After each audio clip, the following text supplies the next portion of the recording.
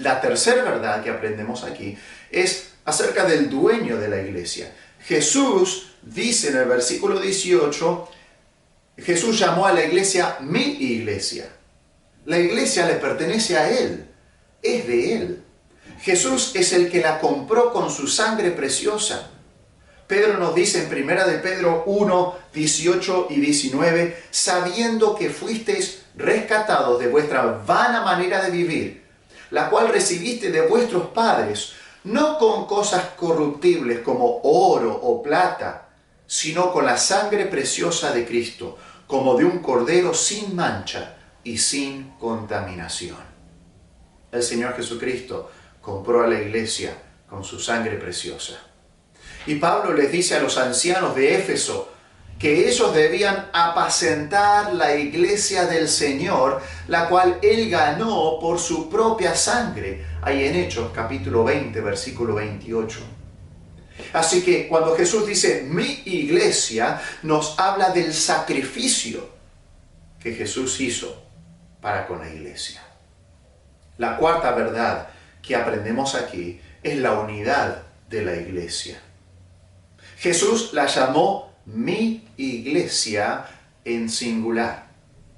No estaba refiriéndose a las muchas iglesias locales que se han establecido en el mundo a través de los siglos, sino a una iglesia unida espiritualmente por los lazos de Cristo para con ella.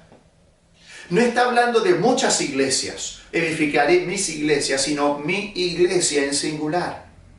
Y por eso Pablo, en Efesios capítulo 4, versículos 4 al 6, él habla de un cuerpo y un espíritu, como fuisteis también llamados en una misma esperanza de vuestra vocación.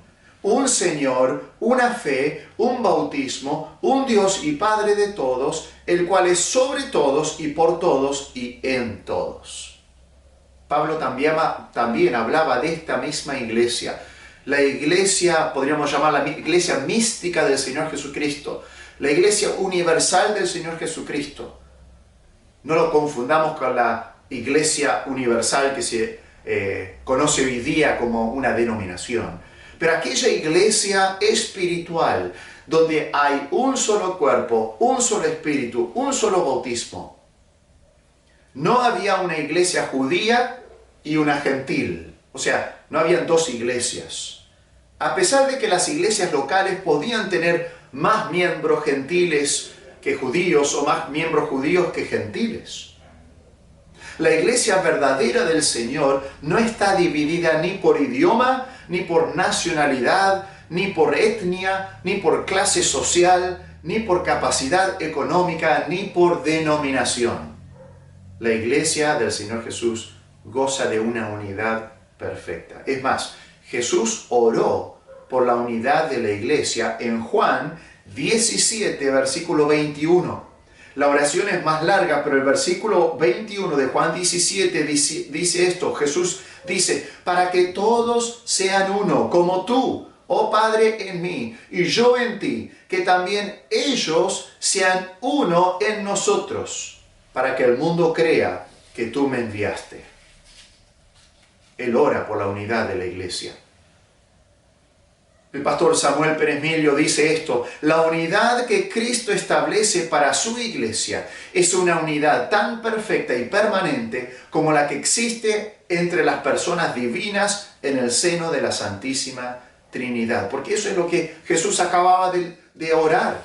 Para que ellos sean uno como tú y yo también. Para que ellos sean uno como, oh Padre en mí, como yo en ti. Así que esa es la oración del Señor Jesús. Y tan importante es esta unidad que la Biblia nos exhorta, solícitos en guardar la unidad del Espíritu en el vínculo de la paz. Tú y yo tenemos esta gran responsabilidad de ser solícitos en guardar la unidad del Espíritu. La quinta verdad que aprendemos aquí es la naturaleza de la iglesia. Viene de dos palabras. La palabra iglesia viene de dos palabras griegas que significan llamar y fuera. Y significa un grupo de personas congregadas llamadas fuera del mundo. Esta palabra era común para los discípulos y para los judíos en general. Era la que usaban para describir una reunión popular o una asamblea. Tenían connotaciones religiosas, pero no siempre. Sin embargo, el Nuevo Testamento lo va a convertir en un término técnico para referirse a la institución u organismo creado por Dios como instrumento para hacer su obra en esta edad. Así que la iglesia no es una organización, sino un organismo.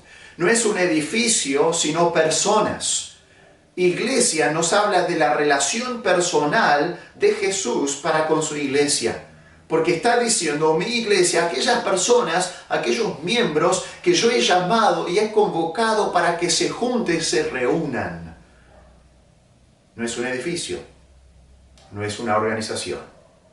A pesar de que la iglesia pueda tener edificio y puede estar organizada. Si Jesús hizo tal compromiso y tal sacrificio personalmente para edificar su iglesia, ¿qué estoy haciendo yo por ella? ¿Estoy edificando a la iglesia? ¿Estoy edificando a la iglesia con mis dones, utilizándolas para el bienestar y para la edificación de otros miembros del cuerpo de Cristo? ¿Estoy edificando la iglesia con mi tiempo? ¿Estoy dedicándole tiempo para la edificación de la iglesia? ¿Para ayudar a los miembros de la iglesia? ¿Estoy edificando la iglesia con mis ofrendas? Apartándolas para la obra del Señor, para adorar al Señor y para honrarle a Él. ¿Estoy edificando mi iglesia con mis esfuerzos? ¿Estoy gastando energía para edificar la iglesia? ¿O me quedo cruzado de brazos? ¿Estoy edificando la iglesia con mi evangelización? ¿Estoy compartiendo las buenas nuevas de salvación a otros para que ellos también formen parte de esta iglesia?